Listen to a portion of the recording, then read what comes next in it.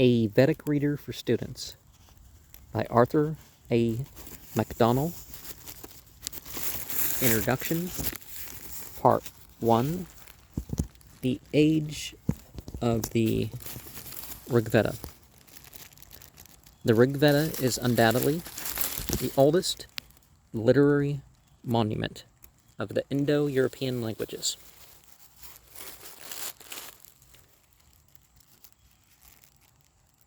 At least the oldest well-known now. But the exact period when the hymns were composed is a matter of conjecture. Even though it represents a period of over 40,000 years, it appears more likely Samskrita, the heard and refined, so about 4,000 years ago, it took on its present form, although it could be 500 years younger than that in its present form, but the language tradition definitely starts about 4,000 years ago. All that we can say with any approach to certainty is that the oldest of them cannot date from later than the 13th century BCE. This assertion is based on the following grounds. Buddhism, which began to spread in India about 500 BCE, so not at the time of the Buddha, obviously, presupposes the existence not only of the Vedas, but also of the intervening literature of the Brahmanas and Upanishads. The development of the language and religious thought apparent in extensive literature and of the successive phases of these two Vedic periods renders it necessary to postulate the lapse of 7 or 8 centuries to account for the gradual changes, linguistic, religious, social, political, that this literature displays. Of course, now we have some fragments of inscriptions and stuff that back up also that on astronomical grounds, one Sanskrit scholar has, and this we mentioned on page 146 of this text, concluded that the of this, well, it says CF, so concluded that the oldest Vedic hymns date from about 3000 BCE, while another puts them as far back as 6000 BCE. And there's also similar dates put to the Zoroastrian scriptures. Well, the origin that the revivals is based on, because obviously, but anyways, that's a whole different discussion. These calculations are based on the assumption that the early Indians possess an exact astronomical knowledge of the sun's course, such as there is no evidence or even probability that they actually possessed. Well, and that's part of the thing, too. About 40,000 years ago, in Eurasia, there was evidence of extensive astronomical records being made. And that things were made over time, and people figured things out that sometimes, took lifetimes of observation to put together, because you didn't have a full record, because the sky is not always perfectly clear and all that stuff. And on the other hand, the possibility of such extreme antiquity seems to be disproved by the relationship of the hymns of the Rig Veda to the oldest part of the Avesta, which can hardly date earlier than from 800 BCE. Actually wrong, 1700 to 2000 BCE. The writing of it, the oral tradition of that text points to a language of that period. Written texts are not as old for the Avestan literature, though.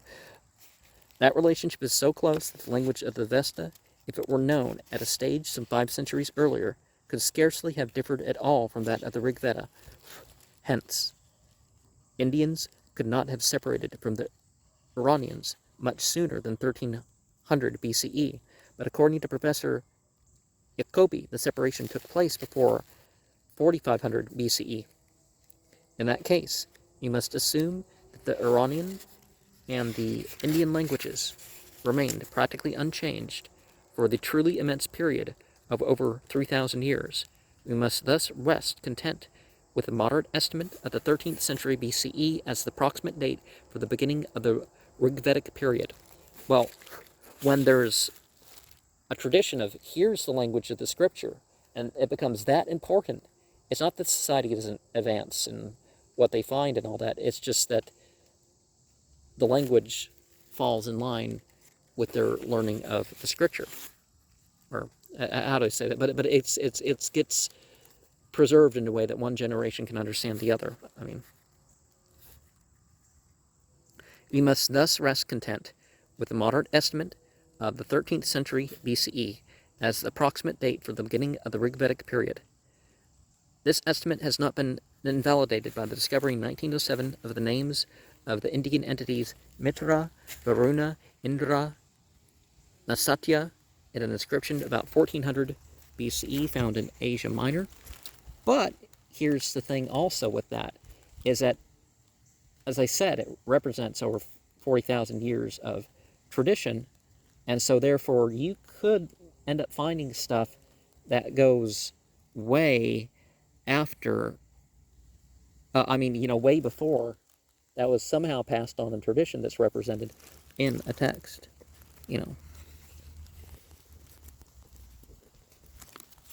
Like, there's animals that people say they lived at this time. They didn't have carbon dating. There's no reason to think that they had carbon or potassium dating or anything like that. But they still got the dates right, as far as our science knows, of when these animals lived. And some other things about these animals.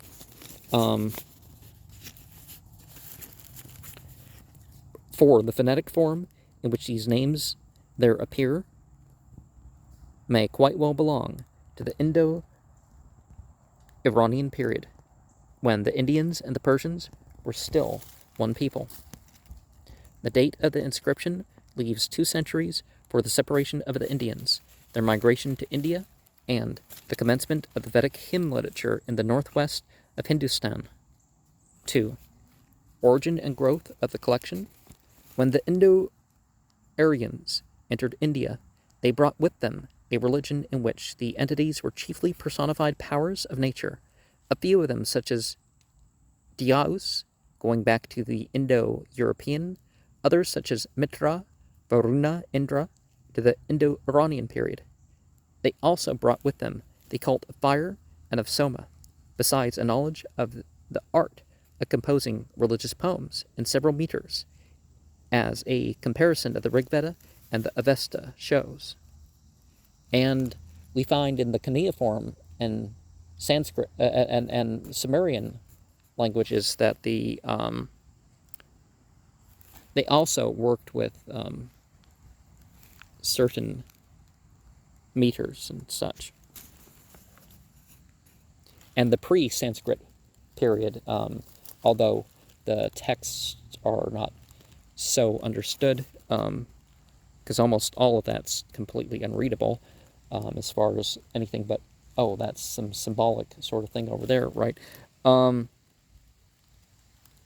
purpose of these ancient hymns was to propitiate those that considered deities by praises accompanying the offering of melted butter poured on the fire and the juice of the soma plant.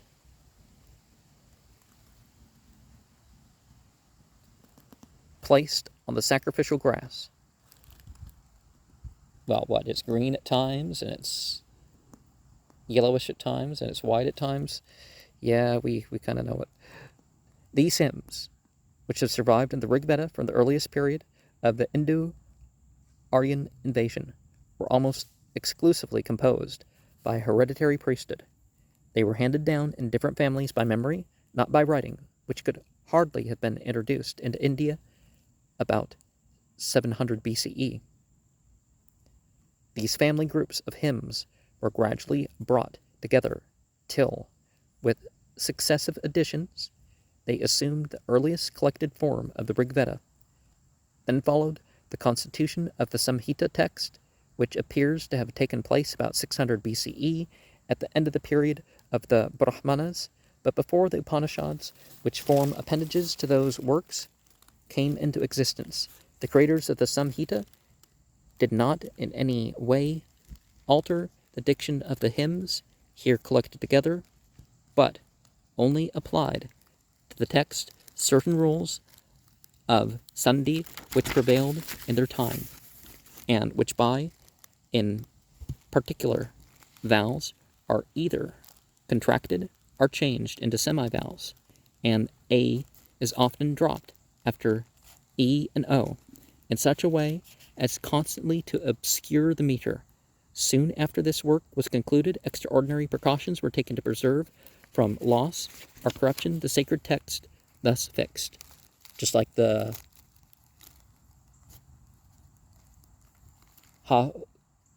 Supreme of the about 2,000 years ago,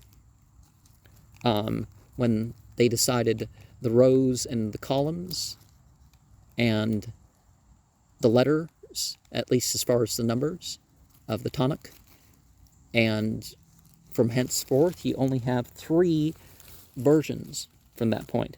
So it's that sort of thing. But it doesn't mean there weren't hundreds or thousands of years of text that these things were from. And we know that that goes back thousands of years before the Israelites in the texts that they actually worked into their tradition. So this Vedic stuff could have that aspect as well.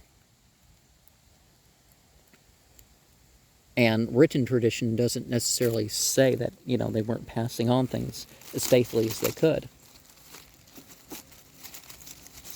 The earliest expedient of this kind was the formation of the pada, or word text, in which all the words of the Samhita text are separated and given in their original form as unaffected by the rules of Sandhi, and in which most compounds and some derivatives and inflected forms are analyzed. This text, which is virtually the earliest commentary on the Rig Veda, was followed by other and more complicated methods of reciting the text by various works called anukramanis, or indexes, which enumerate from the beginning to the end of the Rig Veda the number of stanzas contained in each hymn, the entities and the meters of all the stanzas of the Rig Veda. Thanks to these various precautions, the text of the Rig Veda has been handed down for 2,500 years with a fidelity that finds no parallel in any other literature except the Quran, which you find to the very letter each of the dialects and even the modes of recitation other than, the written form. 84 modes and 10 dialects? You find to the letter every single compilation of the Quran exactly like that. But in the Bible, you have over 10,000 variants in the Greek side, and more additions and subtractions once you get to the Latin, and even in English. Some of my grandmother's King James versions of the Bible don't have verses that some of the later ones have.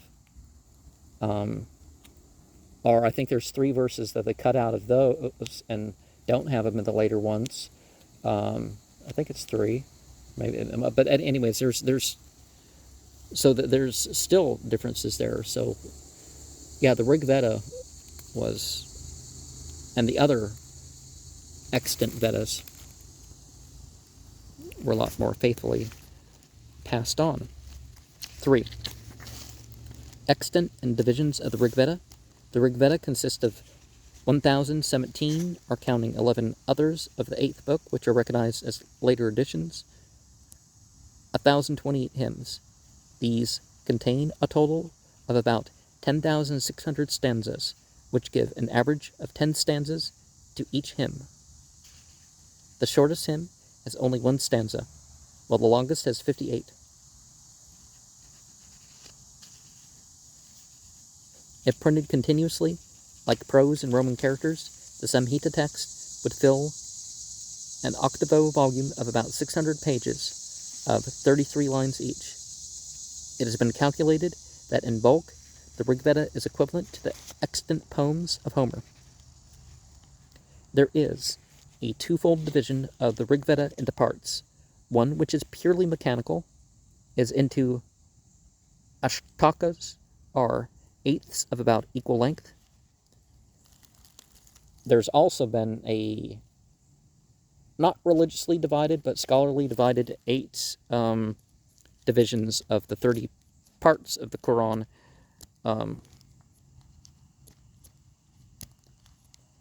Of, equal length, so, same principle, right? Each of which is subdivided into 8 adhyayas, or lessons, while each of the later consists of vargas, or groups of 5 or 6 stanzas. The other division is into 10 mandalas, or books. Literary, it literally means cycles, and suktas, or hymns. The later method is an historical one, indicating the manner in which the collection came into being. This system is now invariably followed by Western scholars in referring to or quoting from the Rig Veda. 4. Arrangement of the Rig Veda. 6 of the 10 books, 2 through 7, are homogeneous in character. The hymns contained in each of them were, according to native Indian tradition, composed or seen by poets of the same family, which handed them down as its own collection.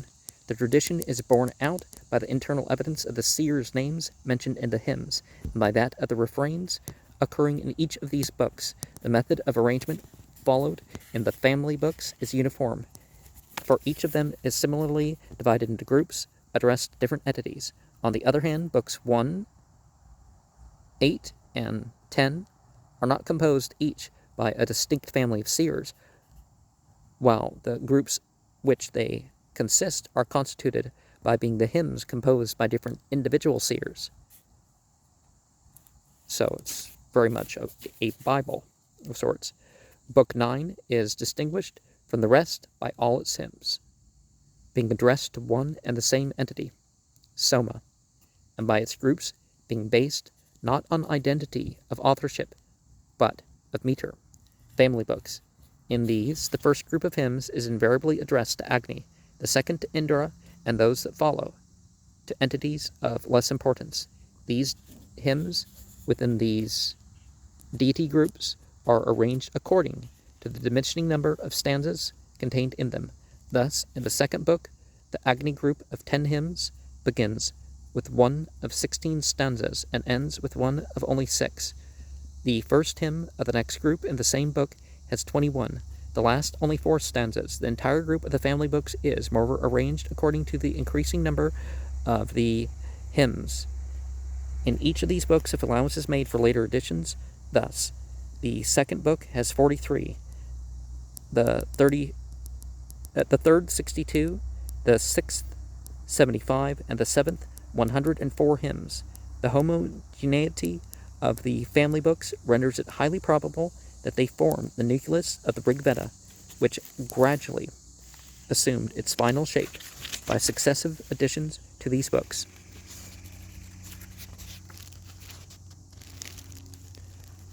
The earliest of these additions appears to be the second half of Book 1, which, consisting of 9 groups, each by a different author, was prefixed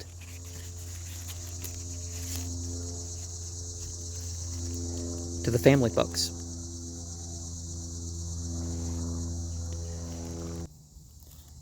The internal arrangement for which it follows. The 8th is like the family books, as being in the main composed by members of one family, the Kanvas, but it differs from them in not being with hymns to Agni, and in the prevalence of the strophic meter called pragatha. The fact of its containing fewer hymns than the 7th book shows that it did not form a unit of the family books, but its partial resemblance to them caused it to be the first edition at the end of that collection. The first part of Book 1, 1 through 50, is in several respects like Book 8. Kanvas seems to have been the authors of the majority of these hymns.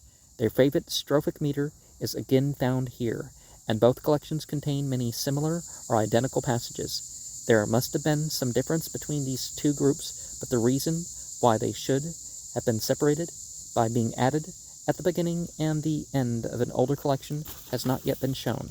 The 9th book was added as a consequence of the first 8 being formed into a unit. It consists entirely of hymns addressed to Soma, while the juice was clarifying Pavamana. On the other hand, the family books contain not a single Soma hymn, and books 1 and 8 together only 3 hymns invoking Soma in his general character. Now the hymns of Book 9 were composed by authors of the same families as those of Books 2 to 7, as is shown, for instance, by the appearance here of refrains peculiar to those families. Hence it is to be assumed that all the hymns to Soma, Pavamana, were removed from Books 1 to 8 in order to form a single collection belonging to the sphere of Udgatar, our chanting priest, and added after Books 1 through 8, which were the sphere of the Hotr, or reciting priest. The diction and recondite allusions in the hymns of this book suggest that they are later than those of the preceding books, but some of them may be early as accompanying the Soma ritual, which goes back to the Indo-Iranian period. The hymns of the first part of this book, 1 through 60, are arranged according to the decreasing number of their stanzas, beginning with 10 and ending with 4.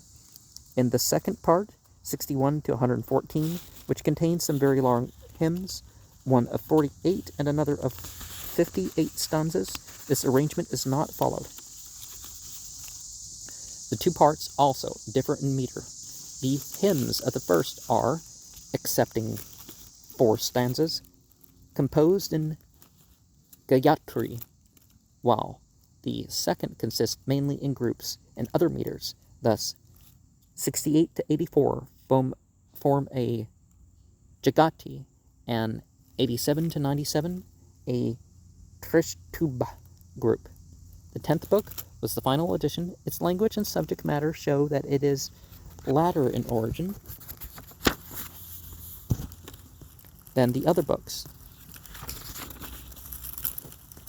Its authors were, moreover, clearly familiar with them.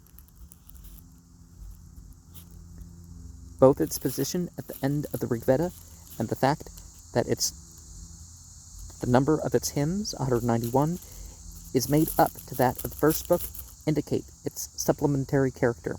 Its hymns were composed by a large number of seers of different families, some of which appear in other books, but the traditional attribution of authorship is of little or no value in the case of a great many hymns, in spite of its generally more modern character.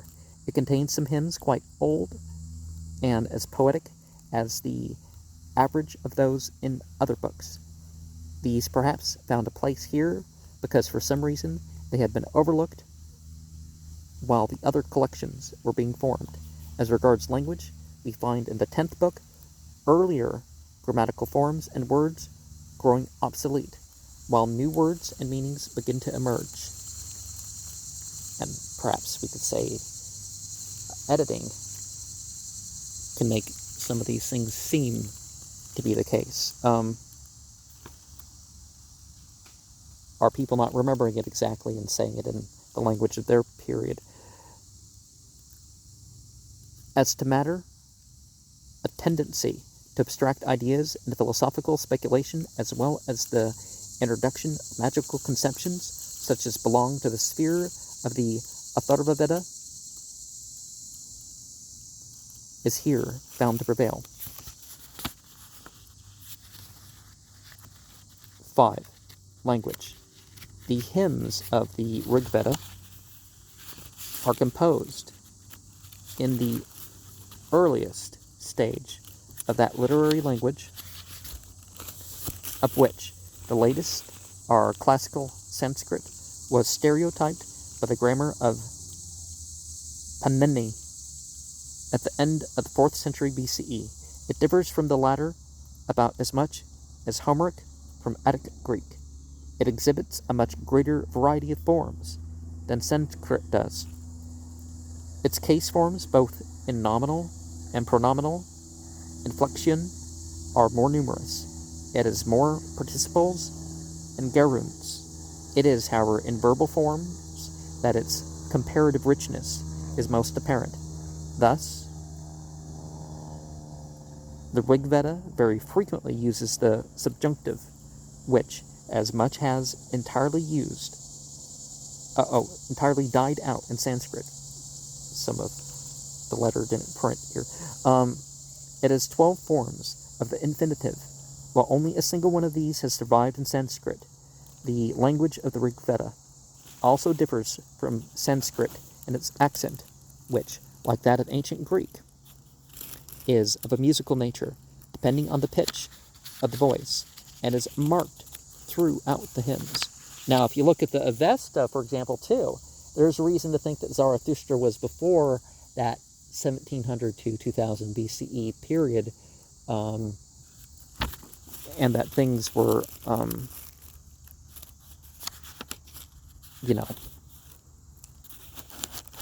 attempted to restore them at a later period.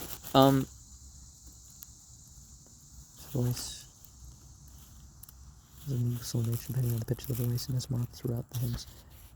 Well, what's in the scripture is not necessarily a different language, too. It's like the Quran is like, well, you hear Arabs speak, and most Arabs that are really good at speaking Arabic will still throw in some words that aren't of Arabic origin to talk about things.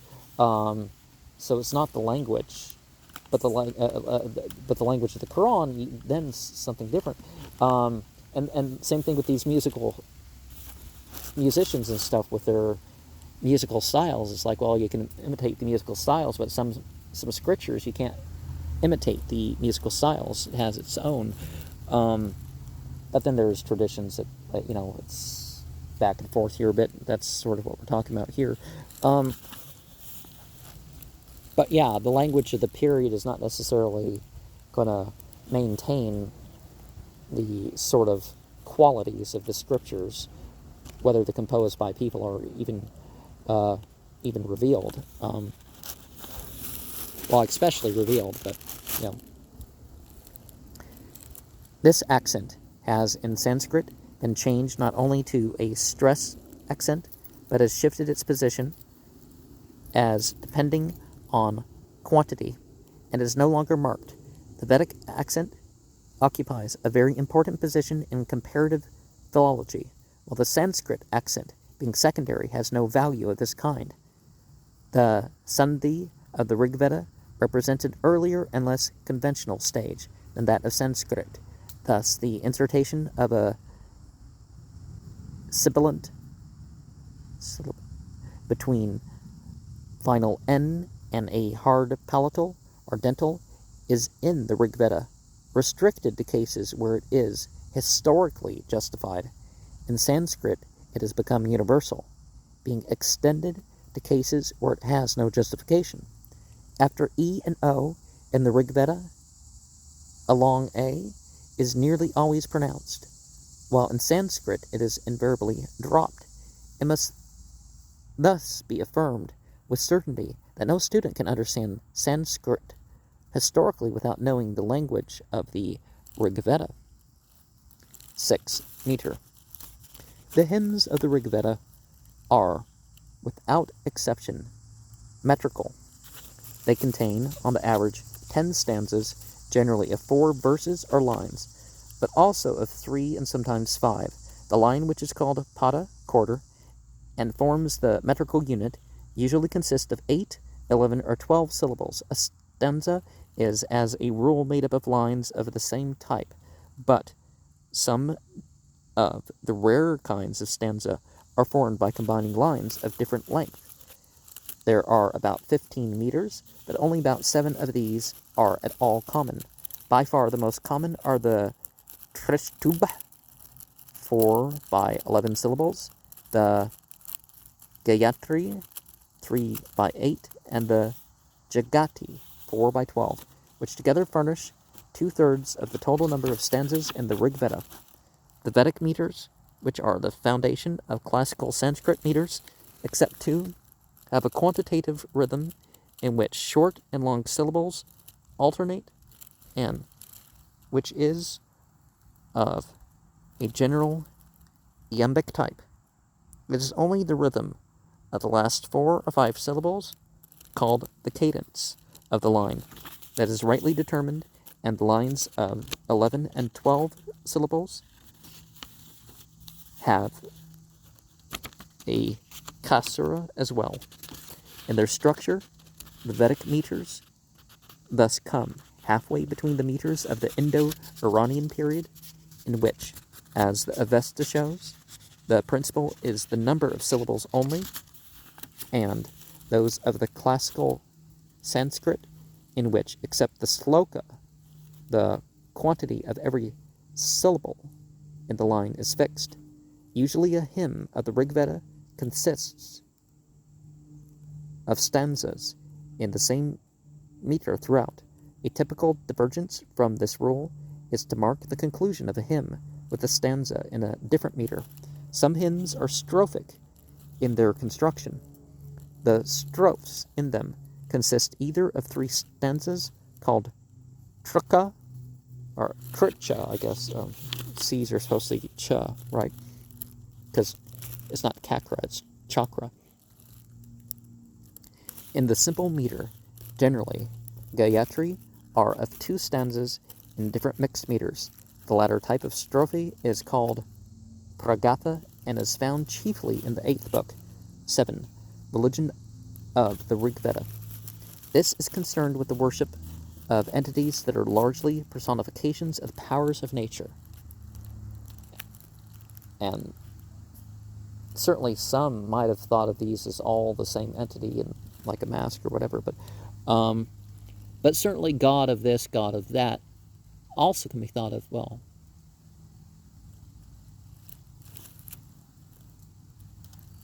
but so, you know, if you want to be monotheist or polytheist or whatever, it's available in every culture. The hymns are mainly invocations of these entities and are meant to accompany the oblation of soma juice and the fire sacrifice of melted butter, soma being the intoxicant. It is thus essentially a polytheistic religion which assumes a pantheistic coloring only in a few of its latest hymns. The entities are usually stated in the Rig Veda to be 33 in number, being divided into 3 groups of 11 distributed in earth, air, and heaven, the 3 divisions of the universe. Troops of entities, such as the Maruts, the Harut and Marut, there's some Hindu ties that you can make about that. You know, that's something in Surah 2 of the Quran, that verse 97 to 103 passage, but verse 102 in specific, are, of course, not included in this number. The entities were believed to have had a beginning, but they were not thought to have all come into being at the same time. Now, if the Devi is closer to a word for the unfallen angel, like the Malaka, or the Malak, or what, you know, in the Semitic languages, but Ahura, as they're called in the Vespan.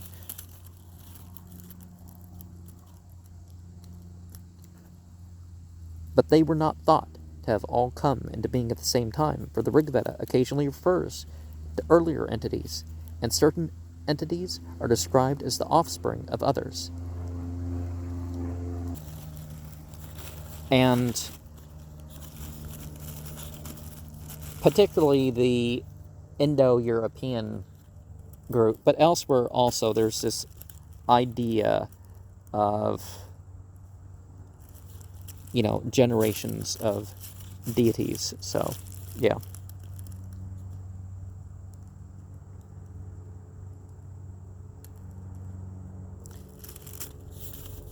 and 7 tends to be the one until you get humans, or the humans are the 7th, or, that they were considered to have been originally mortal is implied in the statement that they acquired immortality by drinking soma, or by receiving it as a gift from Agni and Savitar. The entities were conceived as human in appearance.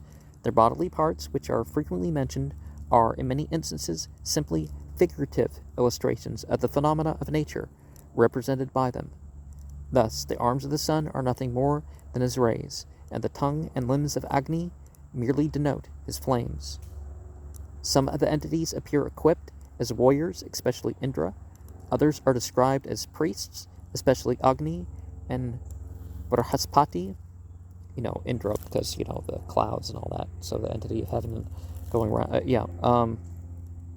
All of them drive through the air in cars, drawn chiefly by steeds, but sometimes by other animals. The favorite food of men is also that of what are considered to be gods, consisting in milk, butter, grain, and the flesh of sheep, goats, and cattle. Now, of course, most people in the world now, dairy, they have some level of issue digesting the proteins, and some of them have issue with the lactose. So, there's different. And what grains you can eat more of depend also per your culture, but we can look at this stuff and translate it over, right? It is offered to them in the sacrifice, which is either conveyed to them in heaven by the entity of fire, or which they come in their cars to partake of, on the strew of grass prepared for the reception. Their favorite drink is the exhilarating juice of the soma plant. Well, ephedra is quite the stimulant. Well, hallucinogenic mushrooms, marijuana, and opium are stimulants in their own way, but not the rush of the speed, The home of the entities is heaven, the third heaven, or the highest step of Vishnu. Where cheered by draughts of soma, they live a life of bliss. Attributes of the entities. Among these, the most prominent is power, for they are constantly described as great and mighty. They regulate the order of nature and vanquish the potent powers of evil. They hold sway over all creatures. No one can thwart their ordinances or live beyond the time they appoint, and the fulfillment of desires is dependent on them. They are benevolent beings who bestow prosperity on mankind, the only one in whom injurious traits appear, being Rudra. They are described as true and not deceitful. Well, divinity would be over all the negative and positive, so if you're monotheist, you really have to have, the darkness and stuff be of an entity. And of course, Rahu and Ketu are under Rudra in this system, right? The lunar nodes, which result in the lunar and solar eclipses. They are described as true and not deceitful, being friends and protectors of the honest and righteous, but punishing sin and guilt, since in most cases the entities of the Rig Veda had not yet become dissociated from the physical phenomena which they represent. Their figures are indefinite in outline and deficient in individuality, having many features such as power, brilliance, benevolence, and wisdom in common with others. Each entity exhibits but very few distinctive attributes. This vagueness is further increased by the practice of invoking entities in pairs, a practice making both entities share characteristics properly belong to one alone, when nearly every power can thus be ascribed to every entity. The identification of one entity with another becomes easy. There are, in fact, several such identifications in the Rig Veda. The idea is even found in more than one late passage, that various entities are but different forms of a single divine entity. like that California cult, the Churi Nefri thing, because they thought, well, there's only one God, and these different forms are really like names of God, right? There was rumors that that cult was, there was a terrorist attack that took out its leaders or something like that, but I don't know about that. So I can't find the reference to that. Maybe I just don't remember the right spelling of it. An ancient Egyptian, but, they maybe had an easier English name, right? Finally, in other late hymns of the Rig Veda, we find the entities Aditi and Prajapati identified not only with all the entities, but with nature as well. This brings us to that pantheism which became characteristic of a later Indian thought in the form of the Vedanta philosophy. The Vedic entities may most conveniently be classified as entities of heaven, air, and earth, according to the threefold division suggested by the Rig Veda itself. Now, that's what we need to comment. I throw in side stuff because it's like I'm, into this global view of these things, but we do need to understand them as for what they're actually saying and their actual context. So as you've noticed, I've thrown in some names and stuff too. But I think I have a full, it's a pretty big book. You get the Rig Veda, because finding a full Rig Veda is actually harder than you think to find. Because there's a lot of books labeled as one of the Vedas, but they're almost always a shorter version. Now, finding an audio of the Rig Veda, I found something that was like 40 hours or something like that. Maybe it was a real Rig Veda that I listened to years ago. Now, if I could find it again,